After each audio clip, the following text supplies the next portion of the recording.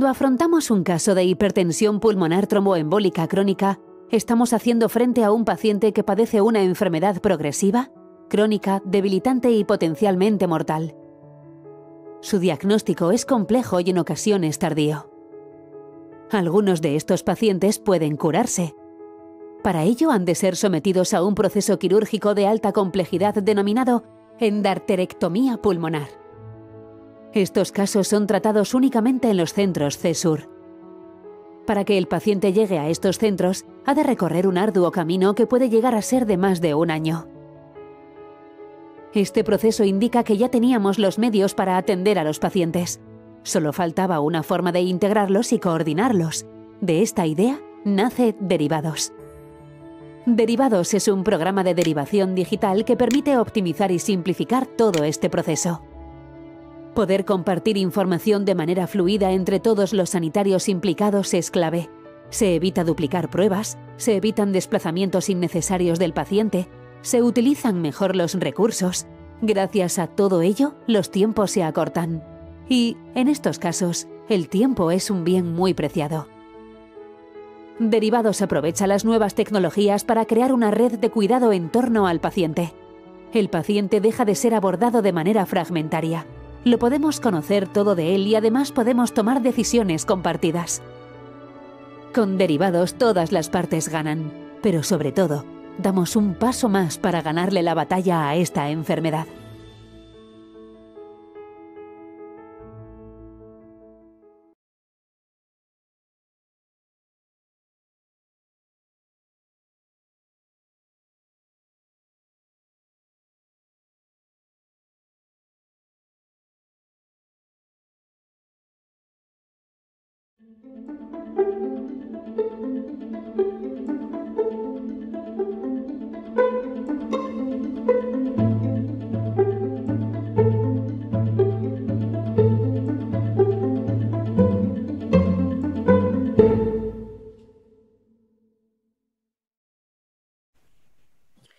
Buenas tardes a todos, bienvenidos a esta mesa que hemos preparado con mucho cariño y dedicación. Vamos a hacer una revisión integral de la actualidad en la hipertensión pulmonar, tocando los tres pilares fundamentales para esta enfermedad, que son lo que nos aporta la imagen, tanto en la valoración diagnóstica como en la valoración pronóstica de la enfermedad, la valoración funcional con la más refinada de las herramientas que tenemos para saber la valoración funcional en un paciente con hipertensión pulmonar, como es la ergospirometría, y por supuesto acabaremos hablando de hemodinámica. La hipertensión pulmonar tiene una definición hemodinámica, pero la hemodinámica es una parte esencial del diagnóstico correcto y también de la estimación pronóstica de la enfermedad. Vamos a iniciar la mesa con la charla de la doctora Jiménez López Guach, cardiólogo del Hospital 12 de Octubre, con una amplia experiencia y dedicación a la hipertensión pulmonar, que seguro nos va a dar un excelente repaso de la aportación de la imagen en la hipertensión pulmonar. Cuando quieras, Carmen. Muchas gracias, Pilar, por tu presentación y gracias a la Asociación de Insuficiencia Cardíaca y a la SEC por la invitación. Estoy encantada de estar aquí. Y bueno, yo quería hablar de la actualidad en hipertensión pulmonar y como tal quería hablar de las novedades, de algo nuevo. Un poco la idea es ¿qué hay de nuevo, doctor? ¿No? Quería hablar del diagnóstico, el pronóstico y el seguimiento de las técnicas de imagen de hipertensión pulmonar sin entrar a lo más básico que quizá todos ya conocemos y que creo que nos va a aportar esa novedad. Así, si nos centramos en diagnóstico, pronóstico y seguimiento, quería dar unas pequeñas pinceladas del diagnóstico en esta primera parte y una de las cosas que se plantean como más interesantes en los próximos años es qué va a pasar con el ecocardiograma como herramienta de screening en pacientes cuando la presión pulmonar hemos cambiado la definición por encima de 20, qué pasa en esos pacientes entre 20 y 25, que va a ser más complejo. Y luego voy a dar unas pinceladas de algo de resonancia y de hipertensión pulmonar tromboembólica crónica actual para que tengamos conocimiento y para que lo veamos. En realidad, cuando en este reciente metaanálisis, en el que con el punto de corte de 25 y con la hemodinámica de comparativa con las tres grandes pilares de imagen en el diagnóstico de hipertensión pulmonar, vemos que la sensibilidad y la especificidad de las distintas técnicas de imagen, pues fijaos que la mejor es la de la resonancia y el eco, que es nuestro día a día, pues tiene una especificidad de 0,7, incluso vemos con este punto de corte alto que que nos deja un grupo difícil de diagnosticar y que vamos a tener probablemente problemas. Por tanto, encima de la mesa tenemos ese subgrupo de pacientes el que estamos diagnosticando y que queremos saber qué presión tienen, que vemos que la precisión y la exactitud del eco no es tan buena y vamos a tener que ver en ese subgrupo de pacientes cómo complementamos el diagnóstico para indicar el cateterismo en pacientes que hasta ahora serían borderline, pero que ahora veremos que son pacientes con hipertensión pulmonar. En este estudio, que es muy conocido, en el que una ecuación de regresión, la presión pulmonar media desde la sistólica pulmonar, vemos que nuestro punto de corte que teníamos hasta ahora con 25 de sistólica pulmonar era 38 y aquí vamos a ver cómo, ese 31 que vamos a tener con esa estimación de la aurícula derecha bastante dificultad para establecer ese punto de corte y ya digo que probablemente lo podamos plantear en la discusión que vamos a hacer con estos pacientes en ese diagnóstico. Simplemente saber que otras técnicas de imagen que son más difíciles, menos disponibles, pero es interesante nuevas formas de detectar la hipertensión pulmonar. En este caso tenemos el flujo 4D de la resonancia magnética, que fijaos cómo la presencia de un tiempo de vorticidad del flujo arteria pulmonar que va más allá de la sístole y llega hasta la diástole cuando la hipertensión es más importante, está presente, pues este cambio morfológico del flujo, ese cambio de dirección y la vorticidad nos va a inferir una estimación de presiones con unas ecuaciones de regresión, en este caso, en este estudio muy reciente, que son muy, muy precisas. Por tanto, probablemente todas las técnicas de imagen nos ayuden a diagnosticar a nuestros pacientes. En cuanto quería hablaros en 2 pinceladas del TAC dual en la hipertensión pulmonar tromboembólica crónica. Lo que vamos a hacer es generar unos mapas de volumen de sangre mediante dos adquisiciones a alta y a bajo voltaje, y lo que nos va a dar es una imagen de fusión anatómica y funcional del flujo, en la que vamos a tener un combinado análisis morfológico y funcional. Vamos a ver el vaso y parénquima. Estos volúmenes, estos mapas de volumen que podemos colorear nos va a dar algo cualitativo. Aquí vemos una zona de infarto pulmonar, pero también cuantitativo en las zonas más de microvasos. Es importante que tiene muy buena correlación con la gramografía y tiene mucha mejor resolución espacial, sobre todo para la microvasculatura. Estamos viendo ahora artículos y grupos que están trabajando con COVID en pacientes con microtrombos, en los que el TAC dual está dando un diagnóstico muy certero de lo que está pasando en ese microvaso pulmonar. Por tanto, esta es una parte de las 3 pinceladas del diagnóstico que os quería contar, y vamos a pasar al pronóstico, que yo creo que es el peso un poco de nuestro día a día y como clínico lo que queremos saber. La función del VD cobra una especial importancia y necesitamos parámetros robustos que vamos a ver cómo los vamos a cuantificar. No nos olvidemos de la función de aurícula derecha, estamos aprendiendo mucho de la aurícula izquierda en la insuficiencia cardíaca del lado izquierdo, y vamos a ver cómo la aurícula derecha también tiene formas de análisis de función que nos permiten ser precoces, y vamos a hablar un poco de algunos parámetros nuevos como el acoplamiento ventricular arterial, que veréis que está muy, muy, muy en boga ahora y que nos explica un poco qué está pasando en ese árbol pulmonar. En realidad, el mayor determinante pronóstico de nuestros pacientes con hipertensión pulmonar es la claudicación de ese ventrículo derecho. ¿Qué pasa cuando ocurre? Esto no solamente marca la calidad de vida y los síntomas, sino el pronóstico. Y vamos a tener herramientas que nos van a acompañar en este futuro cercano para poder tener esos parámetros de función mucho más tangibles. Cuando nos vamos a la ecocardiografía, en el mapa multiparamétrico pronóstico de hipertensión pulmonar, vemos que tenemos muy poquitas cosas y todas de función. Queremos saber cómo está esa función de ventrículo derecho. Vamos a intentar darle un poco más de peso a esa función de ventrículo derecho.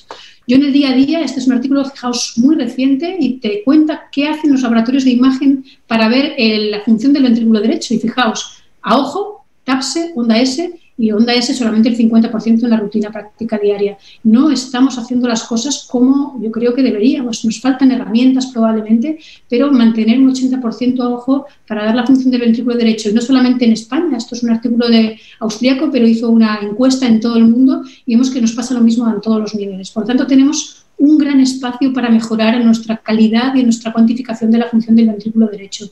¿Por qué? Porque sabemos que parámetros que ya hemos aprendido de la fracción de eyección, podemos discutir si es el mejor o no parámetro de valoración de función sistólica, pero es un parámetro robusto que nos ayuda mucho en la insuficiencia cardíaca izquierda y que en la derecha necesitamos implementar para poder ayudarlos. Este estudio, que parece un poquito más antiguo, el grupo de Ámsterdam, ya nos explicaban que la fracción de eyección del ventrículo derecho por encima de 35 nos marcaba el pronóstico de nuestros pacientes independientemente de las resistencias. Yo tengo muchas resistencias, pero un buen ventrículo derecho en mi paciente va a ir bien. y resistencias bajas, un mal ventrículo derecho, mi paciente va a ir mal. Por tanto, esto es en el momento basal, pero también en el seguimiento. Si yo rescato a mi paciente en el seguimiento, esta fracción de eyección del ventrículo derecho va a ser un predictor pronóstico independiente de mi paciente. Pero yo como clínico estoy acostumbrado a mi score de riesgo. En todas las enfermedades tenemos nuestro semáforo de riesgo, que en hipertensión pulmonar es muy clave porque las últimas guías y las anteriores nos han marcado ese semáforo de riesgo. Quiero puntos de corte, quiero un umbral sobre el que parámetros de remodelado ventricular derecho, como el volumen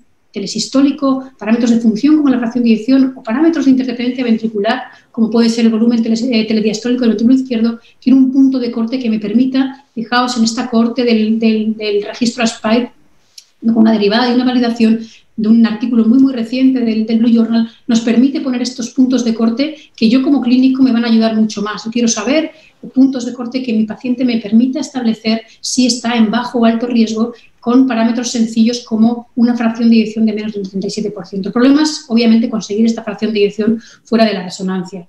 Y lo mismo que nos pasaba con el estudio previo, no solamente me va a ayudar a establecer el riesgo pronóstico, el riesgo con los puntos de corte en la fracción de eyección, en este caso el ventrículo derecho, sino que cuando mi paciente a los 6 meses le reevalúo y le saco de la situación de riesgo, este pronóstico va a ser mucho mejor. Por tanto, una herramienta útil y robusta para establecer el riesgo.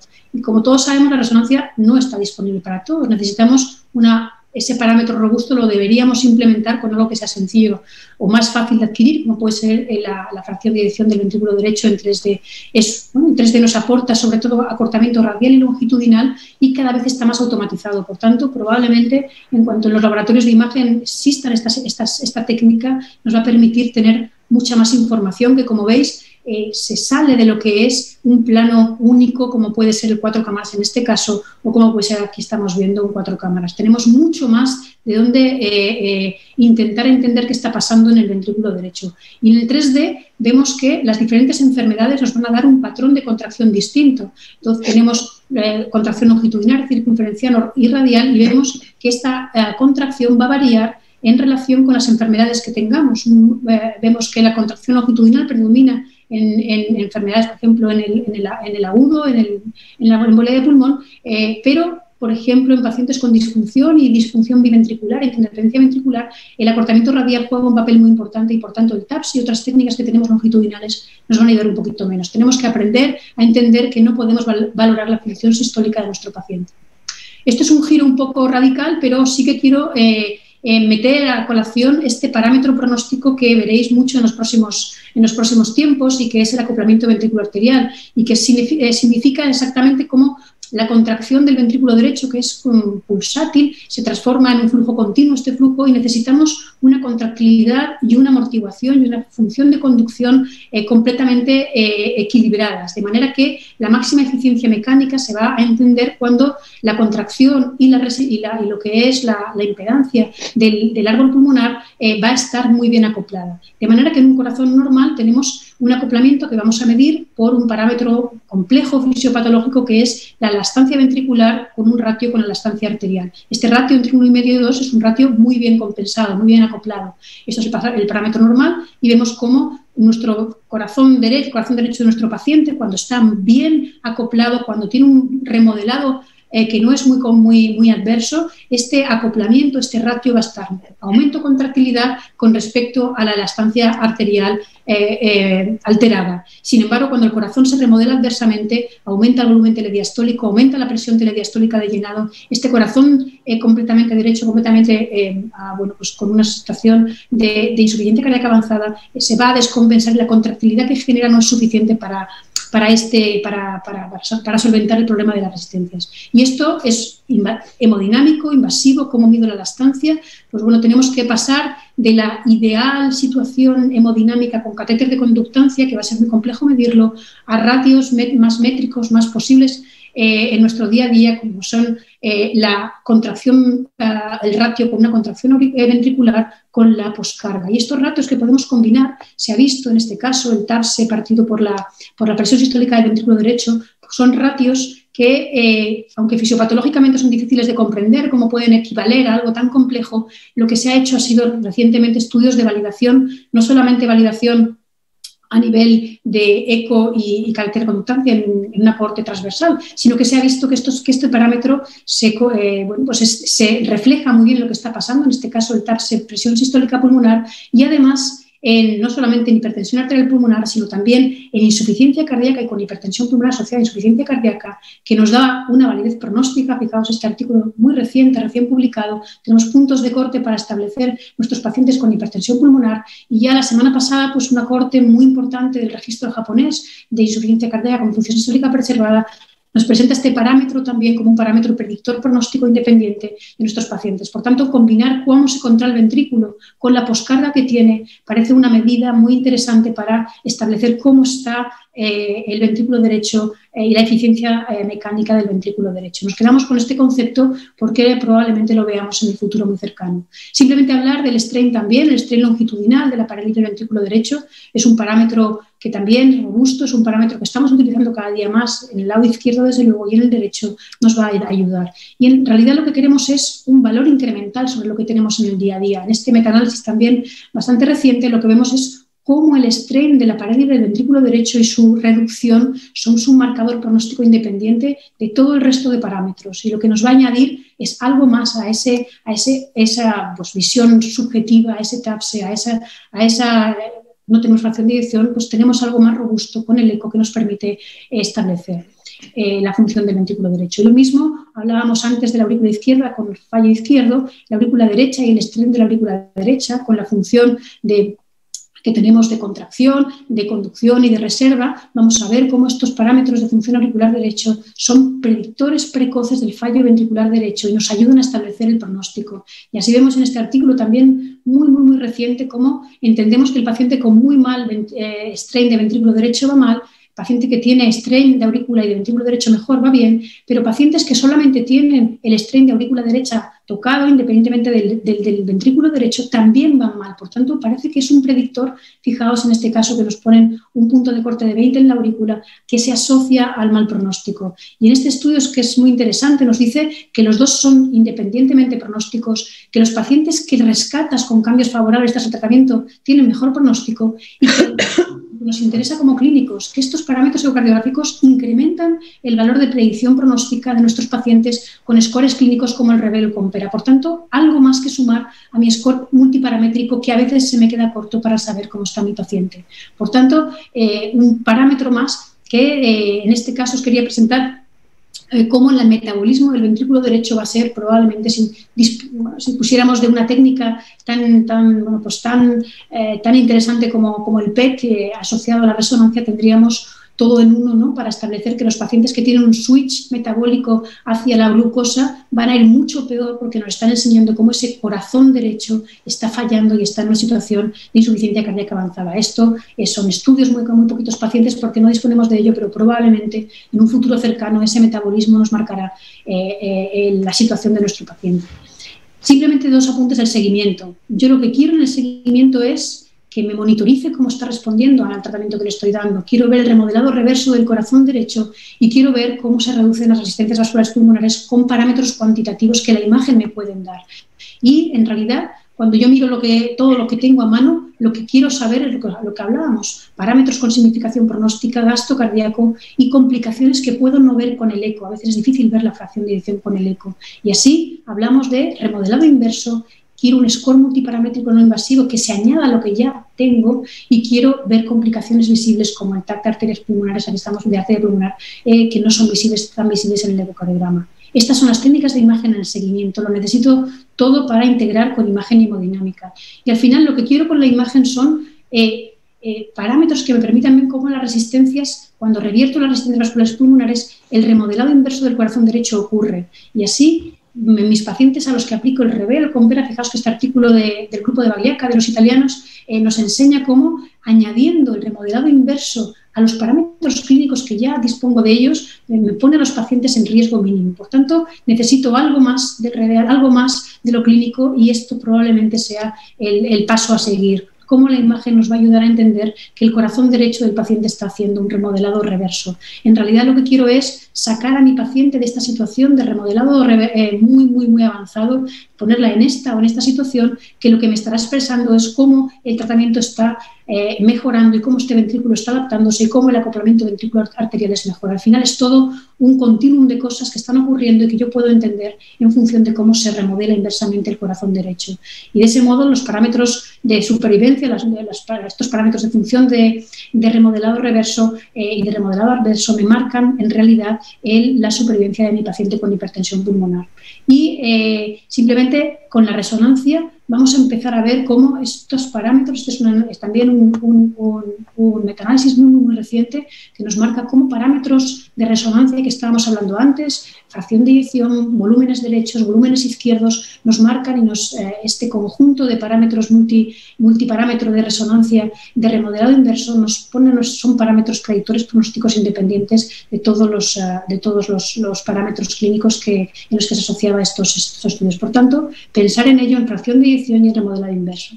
De hecho, los estudios que tenemos ahora delante, muchos de ellos con tratamiento, el objetivo del tratamiento, en este caso un estudio reciente, como está publicado, que se presentó en abril de este año en el Congreso Virtual, lo que nos enseñan es cómo vamos a tener endpoints primarios de remodelado reverso y de función sistólica obtenidos por resonancia. Vamos a poder cuantificar muy sensiblemente y con muchísima precisión cómo el corazón derecho mejora y mucho más fácilmente visible y más detectable que la ecocardiografía, que es un poquito en ese sentido a lo mejor más burda que la resonancia para esa resolución espacial y esa valoración de la función.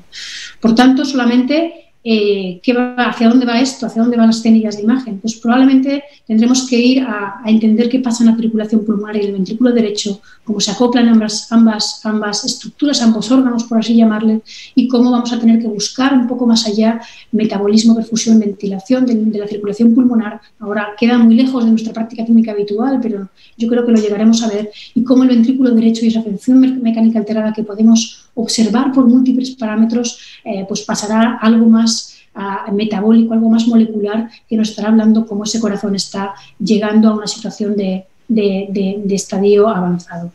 Y simplemente para unos mensajes para llevar a casa, y son los 4 puntos. Sabemos que esto lo estoy machacando, las técnicas de imagen la palabra es indispensable. Indispensable en el diagnóstico, lo sabemos, pero también es una herramienta indispensable en la valoración pronóstica. Esta nueva definición de hipertensión pulmonar nos va a dar algunos problemas en el screening y la detección de la enfermedad, pero bueno, tendremos que lidiar con ello, probablemente combinando otras pruebas. Ahora lo discutiremos probablemente. La función del ventrículo derecho es el determinante pronóstico más importante. Tenemos parámetros como el strain del ventrículo derecho longitudinal o como la fracción de eyección, que son muy robustos y que nos van a permitir establecer la función de riesgo y añadir el parámetro de riesgo a nuestros pacientes. Acordarnos que la interrelación entre contractilidad y remodelado vascular pulmonar se puede evaluar no invasivamente. Son parámetros subrogados de la complejidad de ese catéter de conductancia invasivo, de ese acoplamiento ventricular arterial, y va a ser un marcador pronóstico sencillo de realizar y probablemente nos dé alguna herramienta más de las que tenemos ahora.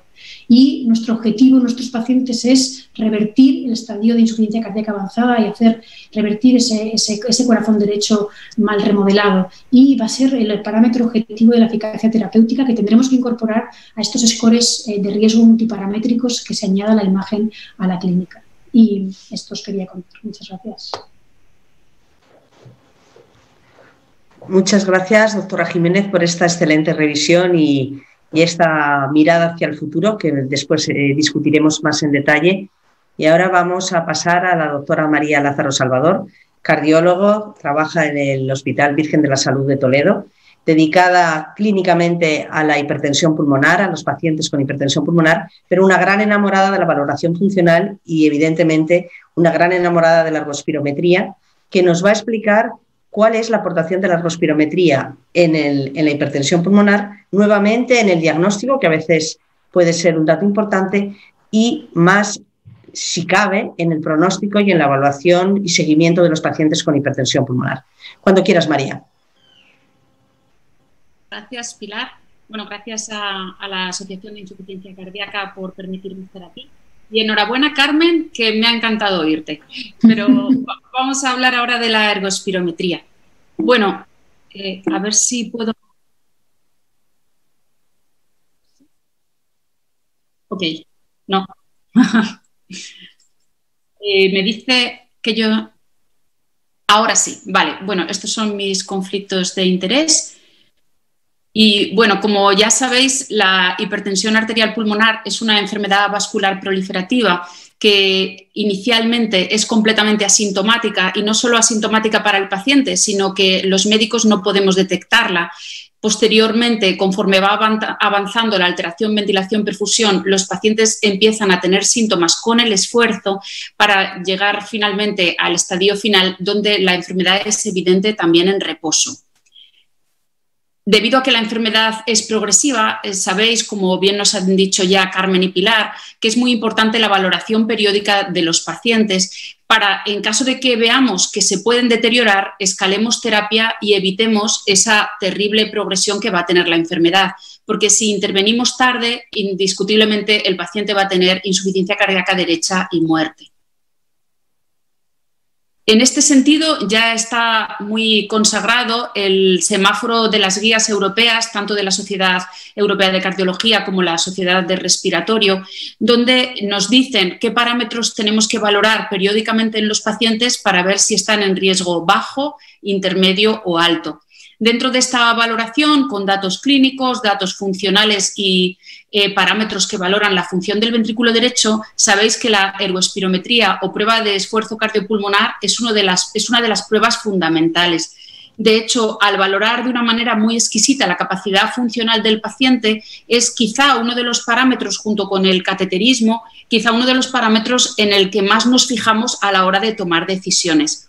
Sabéis que la ergospirometría se puede realizar en tapiz rodante o en bicicleta, y además de monitorizar la tensión, la frecuencia, el electrocardiograma y la saturación del paciente, podemos valorar también el intercambio gaseoso.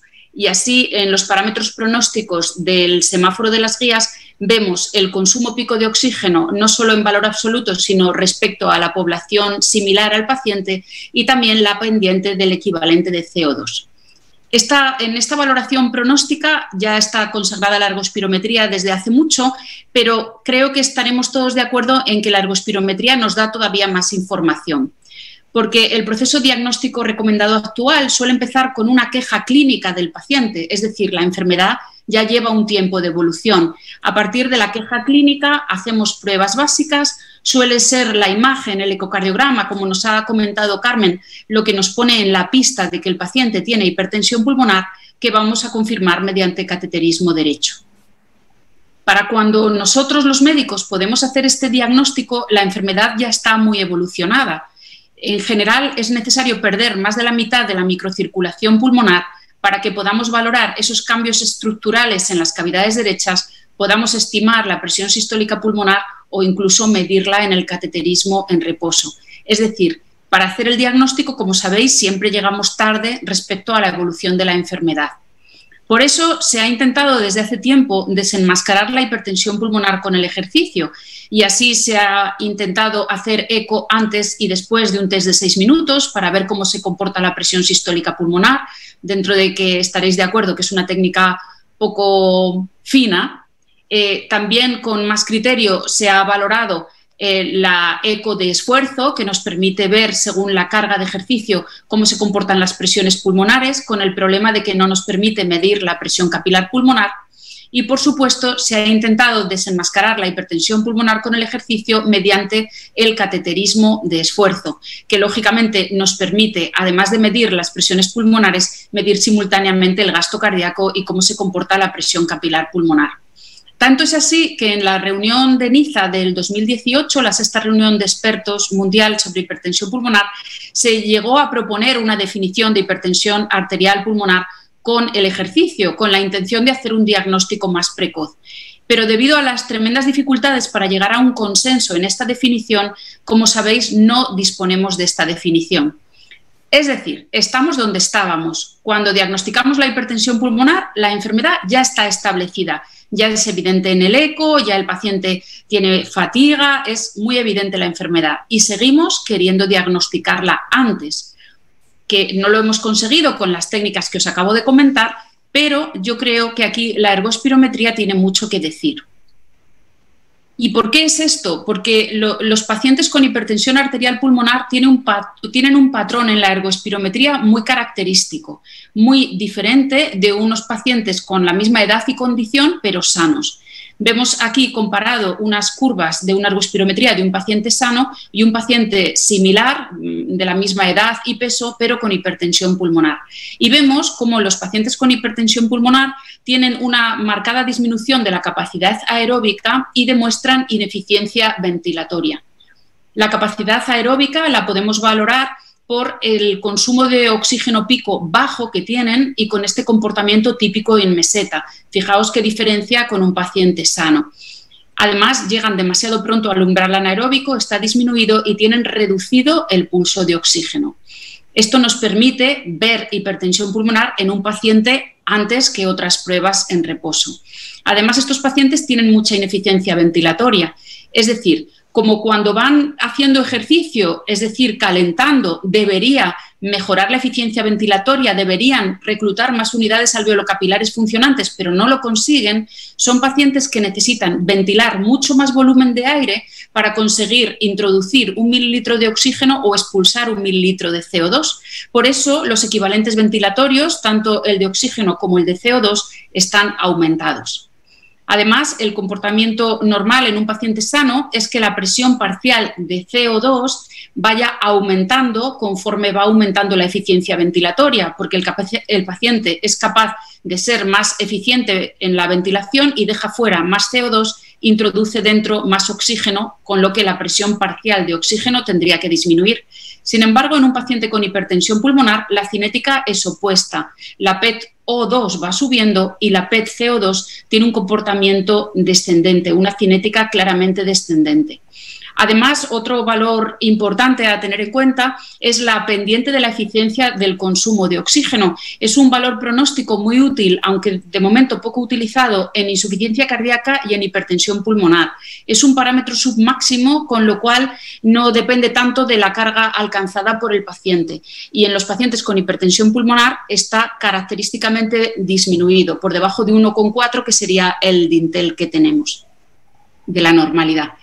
Estos pacientes con hipertensión pulmonar, cuando hacen ejercicio, se desaturan, se taquicardizan mucho, porque si ya tienen afectado el ventrículo derecho no pueden aumentar en exceso el volumen latido, con lo cual aumentan la frecuencia cardíaca y les cuesta recuperar la frecuencia cardíaca basal después del ejercicio, consiguen menos carga de trabajo que un paciente sano y tienen mayor espacio muerto.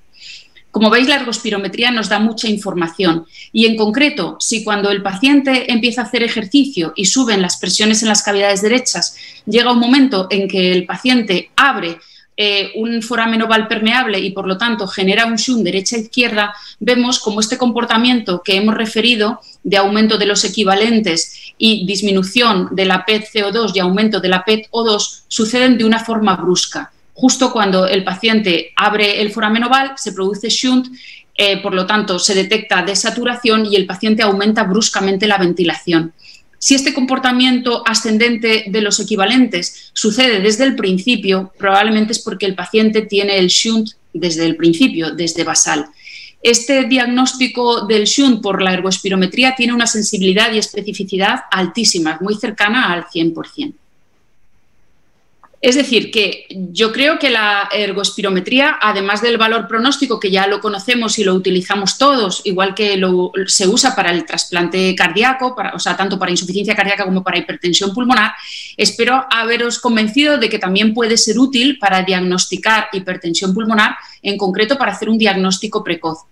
Y ya en el 2014 se evaluó en este artículo cómo pacientes con sospecha de hipertensión pulmonar tromboembólica crónica, pero que el eco en reposo es normal, es decir, que tienen enfermedad tromboembólica sin hipertensión pulmonar, según la definición vigente, resulta que podemos encontrar que efectivamente tienen disminución de su capacidad funcional con el ejercicio. Y de hecho hay algunos grupos, como en Inglaterra, en Cambridge, en Papworth en concreto, que a estos pacientes los operan a pesar de que no tengan datos de hipertensión pulmonar en reposo y posteriormente confirman que la capacidad funcional del paciente mejora.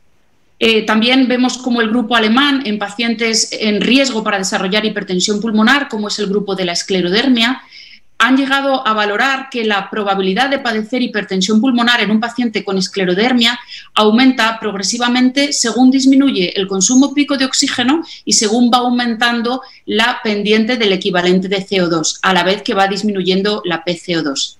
Este es un estudio alemán y aquí tenemos un estudio hecho en conjunto por ingleses y franceses valorando los estudios para screening en hipertensión pulmonar y vemos que sitúan la ergospirometría como una posibilidad de hacer un screening más precoz que el eco, incluso más precoz que la resonancia o el NT-proBNP o, por supuesto, que el electro o la placa de tórax. A pesar de toda esta evidencia, en el algoritmo diagnóstico de las guías, el algoritmo vigente, no lo busquéis porque no está la ergospirometría y tampoco está la ergospirometría en el algoritmo diagnóstico propuesto después de la última reunión de Niza. Sin embargo, los alemanes, cuando se han reunido para hacer el consenso de Colonia, sí sitúan la ergospirometría muy precozmente en el algoritmo diagnóstico para guiar el diagnóstico tanto de la hipertensión arterial pulmonar como en la tromboembólica crónica.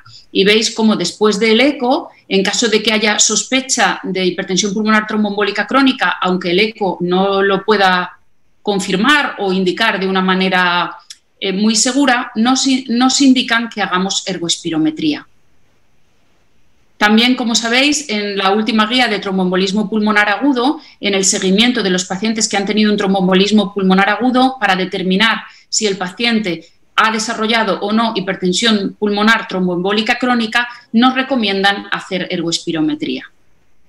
Entonces, ya para terminar, yo creo que todos tenemos claro que la ergospirometría está consagrada en la valoración pronóstica de la hipertensión pulmonar, igual que lo está en la insuficiencia cardíaca, y es fundamental hacerla de forma periódica para adelantarnos a una mala evolución de nuestros pacientes y que nos permita modificar la estrategia terapéutica.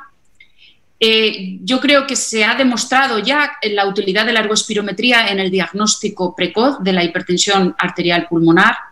Permite detectar hipertensión arterial pulmonar antes que el eco en reposo. También es más preciso y más valorable, más reproducible que el eco de esfuerzo, y creo que debemos ir incorporando la ergospirometría en el protocolo diagnóstico de la hipertensión pulmonar. Y eso es todo lo que tenía que contaros. Muchas gracias, María. Creo que nos has dejado con la miel en los labios para hacer preguntas combinadas con la charla anterior para el diagnóstico precoz. Eso veremos en la discusión. Y ahora vamos a pasar a otra de las piezas claves en el manejo de la hipertensión pulmonar.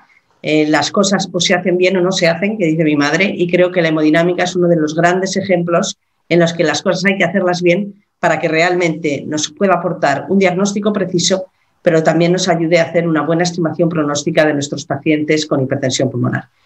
Para esta charla contamos con el doctor Alejandro Recio Mayoral, que trabaja en el Hospital de la Virgen de la Macarena de Sevilla, un excelente clínico también con una gran dedicación a la hipertensión pulmonar y con un conocimiento profundo de la hemodinámica. Creo que nos va a ilustrar perfectamente estos aspectos. Cuando quieras, Alejandro.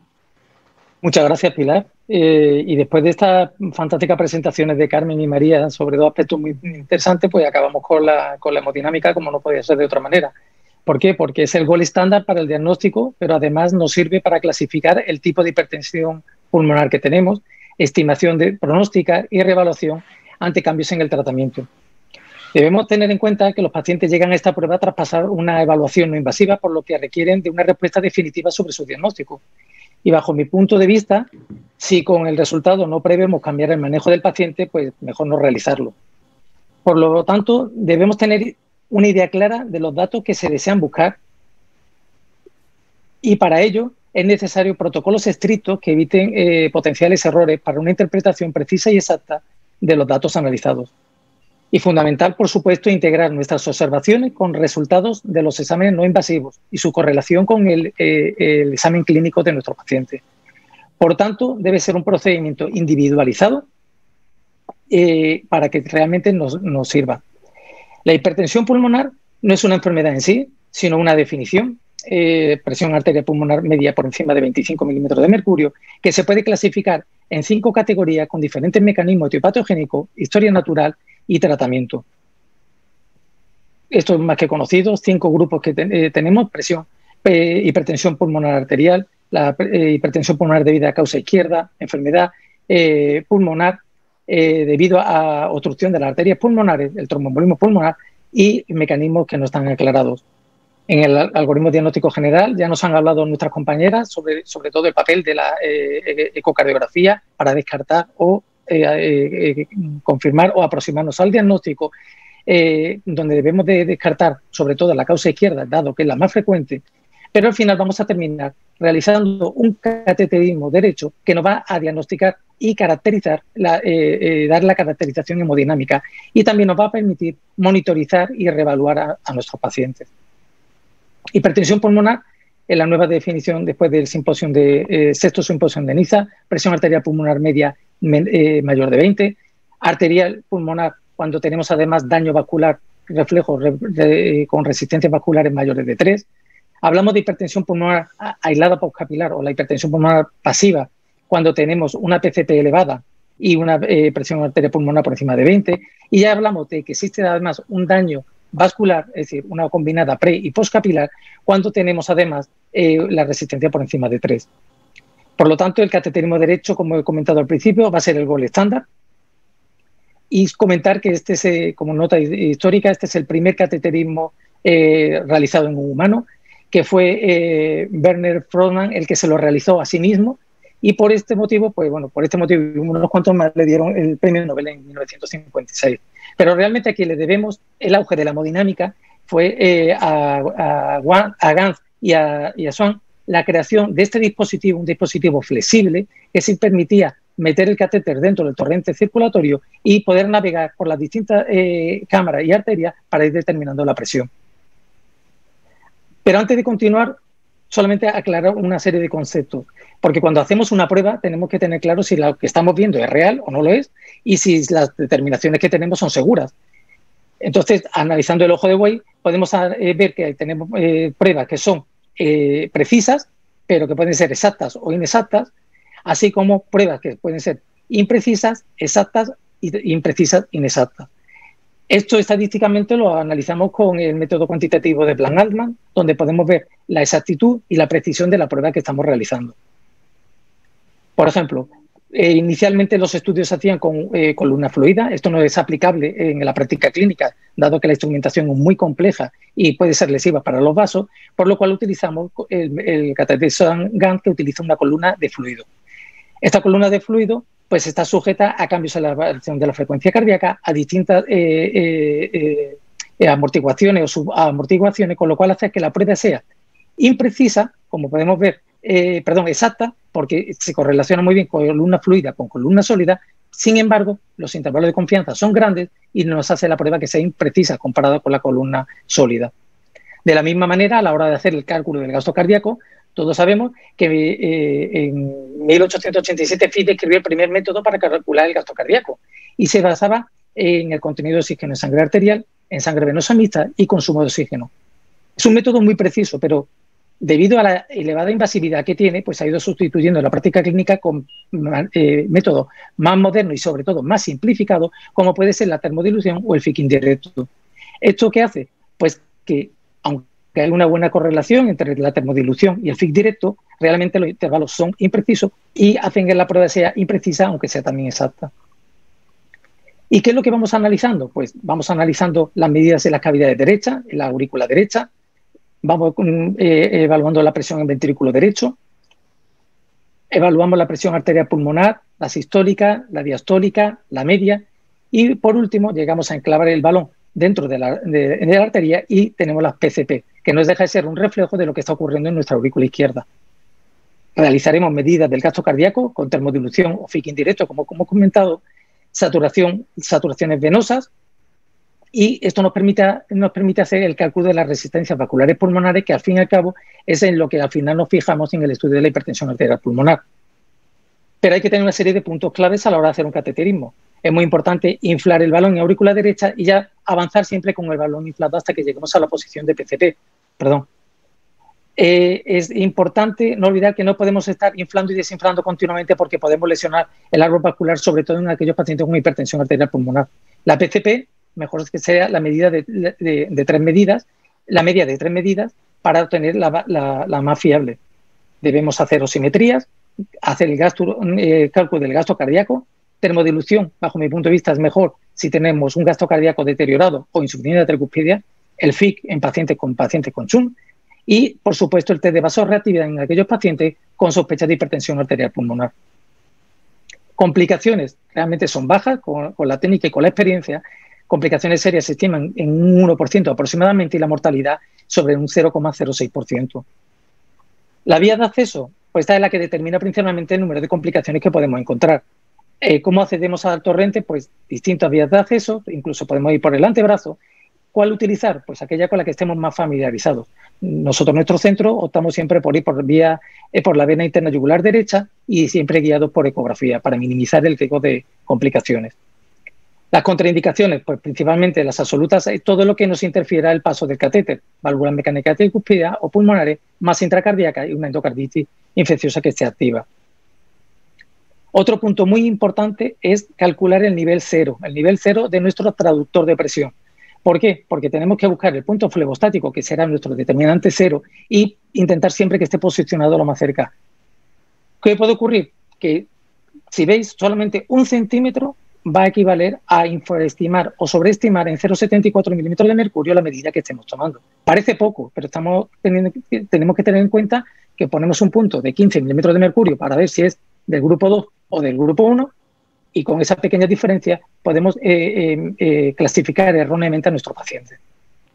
Por eso es tan importante buscar cuál es el eje flebostático. Habitualmente, paciente que está tumbado, pues es la distancia que tiene, es la línea que atraviesa desde la media del tórax. Y en aquellos pacientes que no puedan estar tumbados, pues tendremos que también fijarnos en el nivel flebostático. Utilizaremos el plano medio torácico, buscaremos el cuarto espacio intercostal y el plano medio sagital, y así tendremos nuestro nivel flebostático. Este estudio reciente pues, nos dice que aunque habitualmente utilizábamos lo que he comentado, la media de la circunferencia del tórax, parece que es mejor utilizar 1/3 de esa circunferencia porque nos posicionaremos más en el centro de la aurícula derecha y las determinaciones serán más exactas. Otro punto importante es saber si hemos posicionado de manera adecuada el catéter. Es decir, existen una serie de criterios que nos permiten validar si la PCP está bien determinada o no. Intentamos siempre posicionarlo en la zona 3 de West. ¿Cómo sabemos que estamos en esto? Pues cuando tenemos la presión de enclavamiento va a ser menor que la presión de la arteria pulmonar diastólica. Podemos observar un trazado similar al auricular con su onda A, su onda V. Podemos encontrar variaciones respirofásicas que están presentes pero que no sean exageradas. Es posible aspirar sangre y ahí podemos determinar que nuestra saturación corresponde a la sangre arterial. Y por último, la saturación, recordar que siempre la debemos de medir con el balón inflado. Utilizando estos criterios que os estoy contando, este estudio lo traigo a colación porque habitualmente cuando se infla el balón podemos pensar es necesario inflar todo el balón, inflamos menos, pues utilizando estos criterios de medición de la presión pulmonar, pues vemos que si inflamos totalmente el balón, podemos encontrar que estamos sobreestimando las presiones que estamos calculando en la PCP. Con lo cual, siempre debemos de intentar inflar a la mitad nuestro balón a la hora de hacer el cálculo de la PCP. En cuanto a las variaciones respirofásicas, esto se basa en que, dependiendo del volumen del pulmón, pues vamos a tener unas variaciones tanto a nivel de los vasos de conductancia, de la arteria pulmonar o en los pequeños vasos. Como nosotros estamos midiendo en pequeños vasos, pues como veis en la gráfica, el punto adecuado para medirlo sería en el final de la expiración. ¿Y esto qué importancia tiene? Pues que si utilizamos métodos automatizados, podemos encontrar unos datos de PCP distintos que si medimos directamente en el final de la expiración. Y volvemos a lo mismo, tenemos hasta un 30% de riesgo de clasificar una hipertensión como precapilar cuando realmente estamos ante una poscapilar. Existen otra serie de factores que pueden alterar la interpretación de nuestras medidas, como son si nuestro paciente está con diuréticos, está excesivamente seco, no lo está, si enfermedades pulmonares obstructivas crónicas que hacen que las variaciones respirofásicas sean mucho más prominentes, fibrilación auricular, la existencia de una onda V gigante, Por supuesto, si hay deformaciones torácicas, hace mucho más difícil evaluar dónde está nuestro punto flepostático, o aquellos pacientes con gran obesidad abdominal porque incrementa la presión intraabdominal e intratorácica. De tal manera que aquí tenemos, por ejemplo, un paciente hipertenso con una insuficiencia cardíaca preservada, donde tenemos este cateterismo inicial, donde dan unas presiones muy elevadas, pero que después de 3 días de depresión y una pérdida de 7 kilos, pues encontramos cómo las presiones se normalizan. Por eso es muy importante saber en qué estado clínico está mi paciente antes de hacer el cateterismo. Ya hemos comentado la clasificación y recordar que la causa secundaria de hipertensión por cardiopatía izquierda es la más frecuente, y que esta se encuentra de manera muy frecuente en los pacientes con insuficiencia cardíaca deprimida o con preservada, y que establece el marcador pronóstico de morbimortalidad en estos tipos de pacientes, y así como el deterioro de la calidad funcional. Va a tener una influencia negativa en la indicación de diferentes terapias como los trasplantes, asistencia ventricular, cirugía valvular, y todo se debe, el inicio, a una transmisión retrograda del aumento de presión que se va a encontrar en el ventrículo izquierdo. Por lo tanto, es muy importante diagnosticar bien esto, y en aquellos pacientes que tengan un prototipo de tener un grupo 2, utilizar métodos para ponerlo de manifiesto, como sería la infusión de volumen. Como creo que vamos ajustado al tiempo, para ir más rápido, hasta hace poco se utilizaba el gradiente transpulmonar diastólico, el gradiente transpulmonar y el gradiente pulmonar diastólico para intentar identificar a aquellos pacientes que tenían una combinada pasiva y precapilar. La realidad que tenemos que ninguna de estas dos aportan en cuanto al diagnóstico, la supervivencia de los pacientes, y al final lo que sí aporta, y por eso se ha quedado en la guía, sería la existencia o no de daño vascular evaluado por el grado de resistencias vasculares que podemos encontrar. Esto sería la sobrecarga, el protocolo de sobrecarga de volumen que utilizamos para desenmascarar la enfermedad. Y por último, ya hablar de las indicaciones, que como he dicho, las indicaciones son confirmar diagnóstico, hacer evaluación de nuestro paciente, y cada vez que vayamos a cambiar tratamiento, principalmente si vamos a poner prostanoide sistémico, deberíamos de realizar el cateterismo.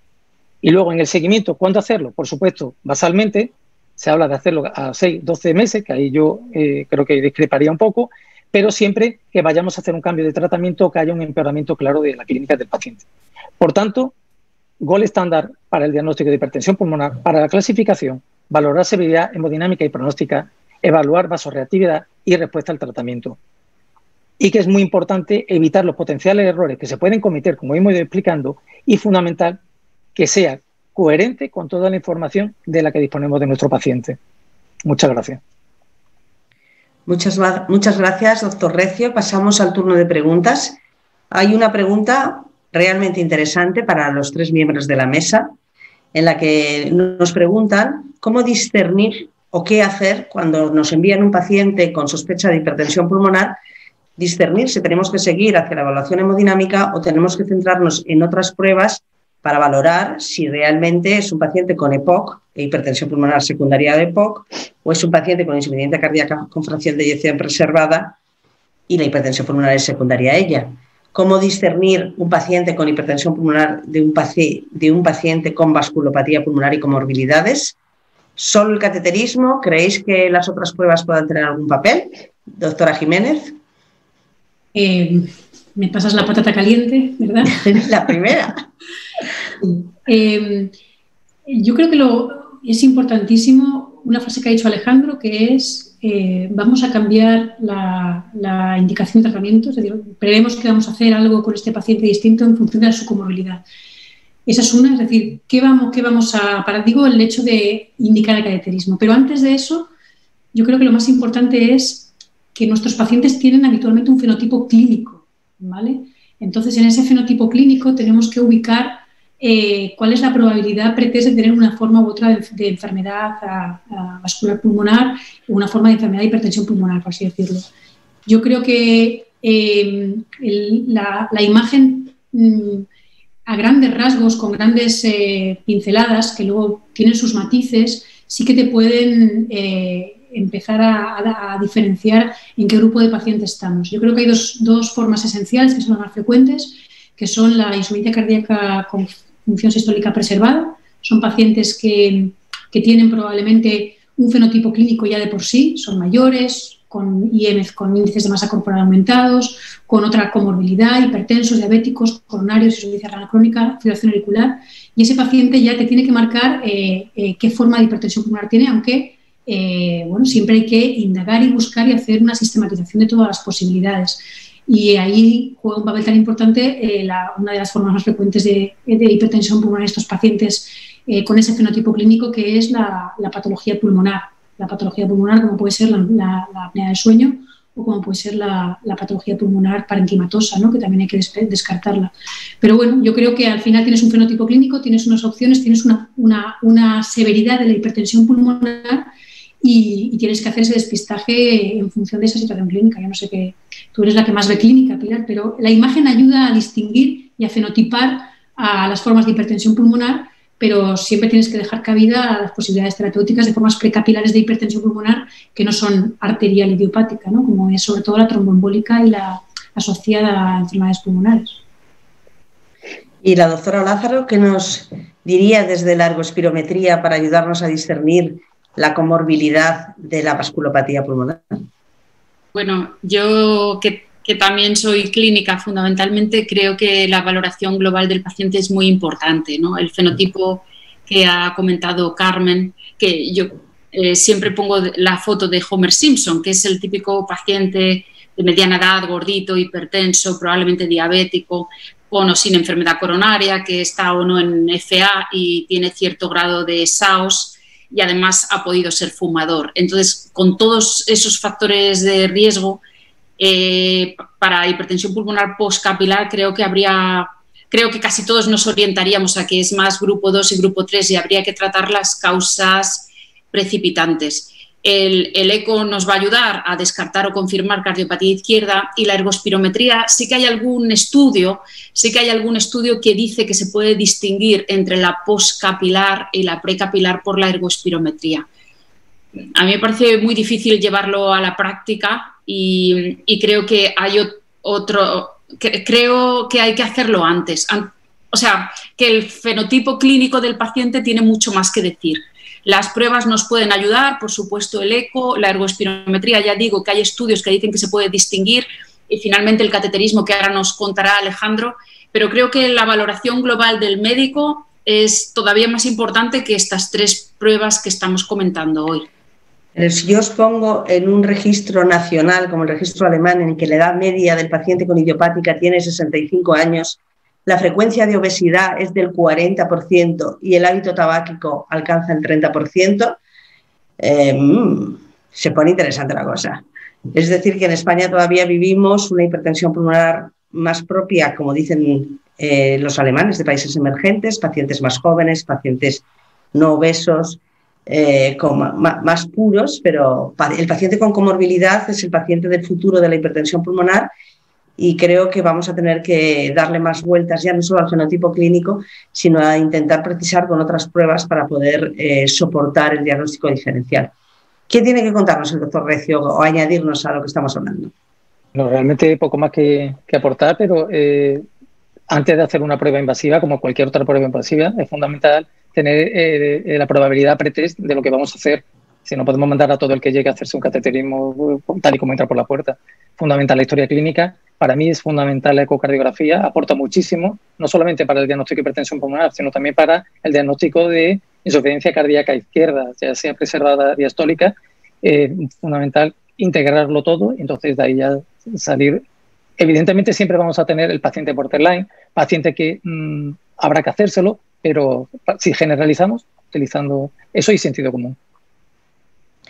Bueno, estamos en tiempo. Creo que si tuviéramos más ratito podríamos hablar del tema que más me apasiona a mí, que es el diagnóstico precoz. Pero bueno, creo que se nos va a quedar un poco para otras reuniones u otros momentos. Muchas gracias a todos por vuestra participación. Han sido unas revisiones y unas charlas excelentes. Creo que para los que nos han escuchado han tenido la oportunidad de adaptarse a las novedades, aprender las novedades, integrar nuevos conceptos que creo que son útiles para seguir avanzando en el manejo y en el tratamiento de los pacientes con hipertensión pulmonar. Muchas gracias a todos. Gracias, Pilar. Muchas gracias. Gracias.